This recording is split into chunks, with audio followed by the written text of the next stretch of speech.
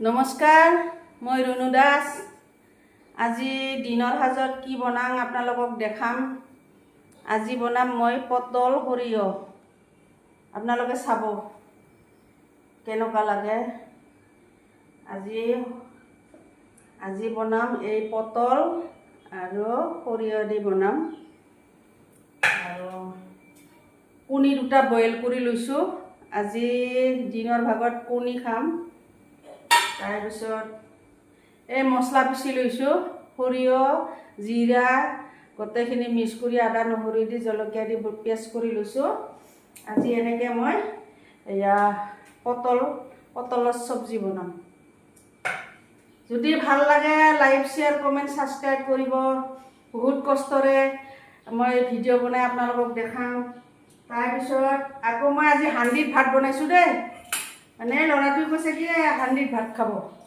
হান্দিত বনাইছোঁ, এই হান্দিত ভাত বনাইছোঁ। হান্দিৰ ভাত খাই ওলাই।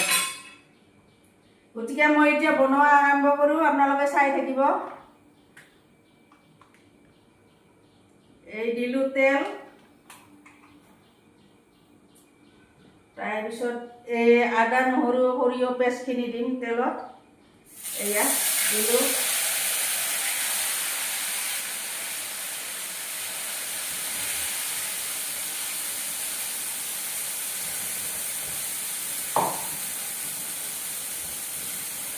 এই আদা নহৰু সৰিয়হ পেষ্টখিনি দিলোঁ।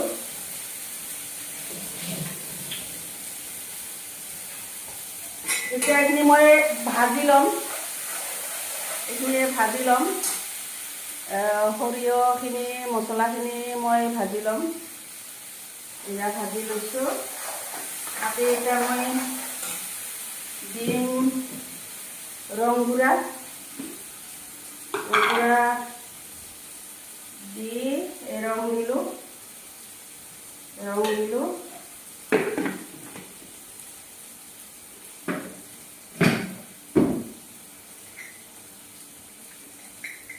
তাৰপিছতে নিমখো দিলোঁ, ৰং দিলোঁ। এইখিনি অলপ সময় মানে ভাজি ল'ম।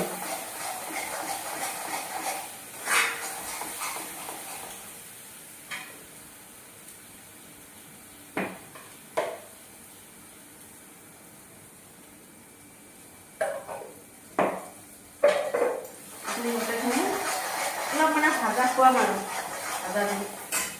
তাৰপিছত আৰু বনাইছোঁ বইল দালি বনাইছোঁ দেই গাইসকল। মানে